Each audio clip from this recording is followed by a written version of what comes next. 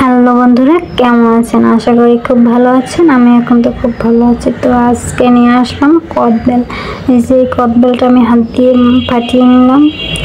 ফাটিয়ে এখন যে কদবেলটা ভিতর দিয়ে এই যে বেলটা বের করে নিব। যে নরম যে অংশটুকু থাকবে ওই অংশটুকু আমি বের করে নিব। যে আমার বের করা হয়ে গেছে, সুন্দর করে আমার কি হাত দিয়ে আর কি সুন্দর করে রেডি করছি মাখার জন্য। আর এবারে মাখার জন্য নিলাম হচ্ছে হলুদ, একটু মরিচের গুঁড়ো, লবণ আর একটা শুকনো লঙ্কা। তো আমি প্রথমে দিয়ে দেব লবণ, তারপরে দিয়ে দিলাম মরিচের গুঁড়ো আর হচ্ছে একটু হলুদ। আর এখানে দিয়ে দিব হচ্ছে তেল। এই যে সরষের তেলটা আমি দিয়ে দিব।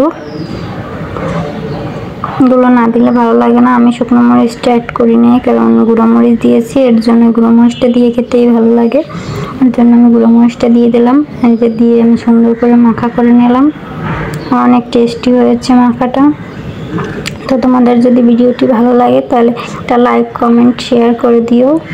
আর আমার পাশে থেকে সবসময়। আর আমি একটু এখন ট্রাই করে দেখছি, অনেকটা মজা হয়েছে। তো তোমরা খেতে চাইলে চলে এসো আমাদের বাড়ি, আমি এরকম করে খাওয়াবো।